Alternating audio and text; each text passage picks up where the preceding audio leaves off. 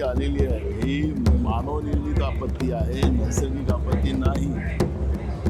सरकारला सगळं मुद्दाम त्याचं स्पष्टीकरण देतो की सरकारला सगळ्या गोष्टी माहिती होत्या, त्याची पूर्वतयारी करायची या दृष्टिकोनातून सरकारने महानगरपालिका असेल हे राज्य शासनाच्या वतीनं पैसे खर्च केले, पण ते पैसे कागदावर खर्च केले आणि त्याच्यामुळे अनेकांना जीव गमवावा लागला.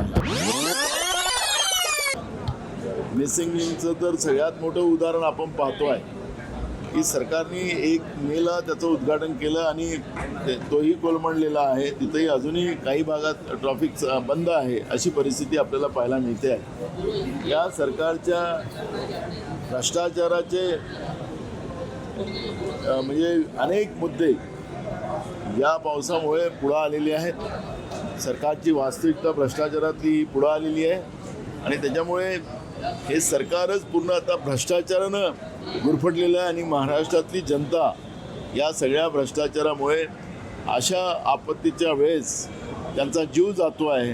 हेच या महाराष्ट्राचं आता दुर्दैव आहे असं आम्ही म्हणतो. विकासाच्या नावाने यांचा विकास जो आहे स्पेस टेक्नॉलॉजीचा आहे. प्रधानमंत्री एकदा लोकसभेमध्ये सांगत होते की स्पेस टेक्नॉलॉजी आहे आणि या स्पेस टेक्नॉलॉजीमुळे आम्ही केलेलं जो डेव्हलपमेंट आहे त्याच्यात कुठेही खराब होणार नाही, अशा पद्धतीची ग्वाही लोकसभेमध्ये प्रधानमंत्र्यांनी दिली.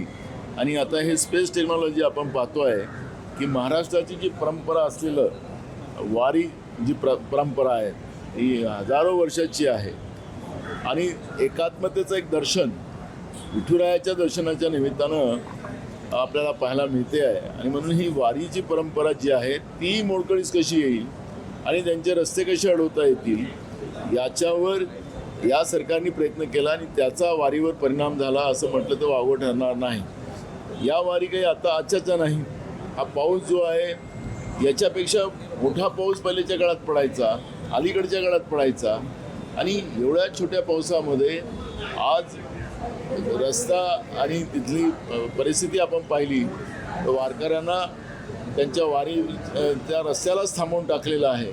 आणि म्हणून हे सरकार जे आहे भ्रष्टाचारामुळे प्रत्येक व्यवस्थेला संपवायला निघालेलं आहे हे आपल्याला पाहायला मिळतं. आपण पाहिलं असेल काल स्थगनच्या माध्यमातून मी विधानसभेत हीच भूमिका मांडलेली होती की राज्यामध्ये जी काही परिस्थिती आता निर्माण झालेली आहे, काही भागामध्ये पाऊस आहे, पावसामुळे लोकांचा मृत्यू झालेला आहे आणि काही भागात पाऊसच नाही आहे, अशी परिस्थिती निर्माण झाली. आणि म्हणून सरकारने सोमवारी जेव्हा 1 दिवसाचं अधिवेशन बंद करून टाकलं, आम्हाला वाटलं की सरकार या सगळ्या गोष्टीचा आढावा घेईल आणि विधानसभेत ती भूमिका मांडेल, पण सरकारने मांडली नाही. म्हणून सरकारला काल आम्ही विधानसभा अध्यक्षाच्या माध्यमातून सरकारला आम्ही सांगितलं की आपण हे सगळं माहिती द्या, याच्यावरची चर्चा करा, या संकटातून सरकार कशी या संकटावर मात करेल आणि शेतकऱ्यांना आणि सर्वसामान्याला कसा न्याय देईल.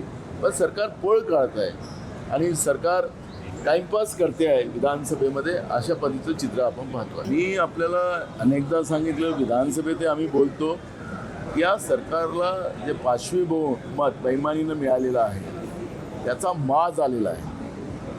भरपूर पैसा भ्रष्टाचाराने कमवलेला आहे. यांना असं वाटतं की आता आम्ही शासक झालेलो आहोत, जनतेच्या कामापेक्षा यांच्या व्यक्तिगत कामाचा इंटरेस्ट त्या ठिकाणी जास्त आहे. आता महिला डॉक्टरला आणि नर्सेसला मारायची मजलसुद्धा या महायुतीच्या नेत्यांच्या आता कृतीमध्ये आपण पाहतो आहे. हा सावित्रीबाई फुलेंचा महाराष्ट्र आहे, या हऱ्यागऱ्यांचा नाही. आणि तुम्हाला काही परमनंट आम्ही सत्ता दिलेली नाही या महाराष्ट्राच्या जनतेनं, हे पहिले भान या लोकांनी ठेवलं पाहिजे.